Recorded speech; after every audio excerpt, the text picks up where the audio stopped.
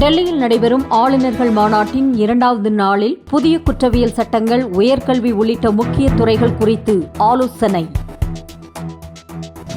கேரள மாநிலம் வயநாட்டில் தேடுதல் பணிக்காக தனியார் நிறுவனத்தை ஈடுபடுத்த முடிவு. வயநாடு நிலச்சரிவில் சிக்கித் தவித்த 4 பேரை உயிருடன் மீட்டது இந்திய ராணுவம்.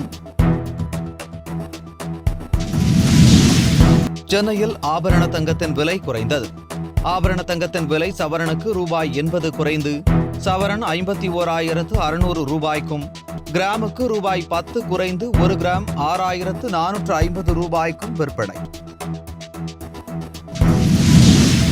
அமெரிக்க அதிபர் தேர்தலில் ஜனநாயக கட்சி வேட்பாளராக கமலா ஹாரிஸ் அறிவிப்பு.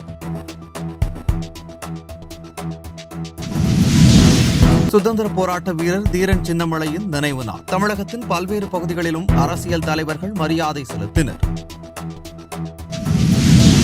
கேரள மாநிலம் வயநாட்டில் ஏற்பட்ட நிலச்சரிவில் சிக்கி பலியானோரின் எண்ணிக்கை 341ஆக உயர்வு.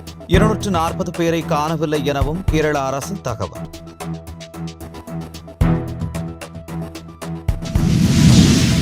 வயநாடு பூஞ்சேரி மட்டம் பகுதியில் உள்ள 70 வீடுகளில் 20 வீடுகள் மட்டுமே மிச்சம். பலி எண்ணிக்கை உயருமோ என அச்சம்.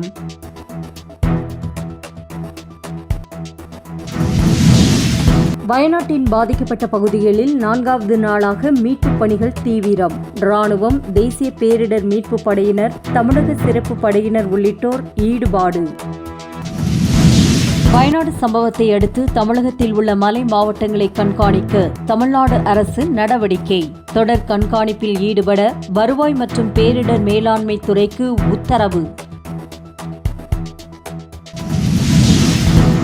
வெளிநாடுகளில் படிக்கச் செல்லும் அரசு பள்ளி மாணவர்களின் முதல் பயண செலவை அரசே ஏற்கும் என முதலமைச்சர் மு.க. ஸ்டாலின் அறிவிப்பு.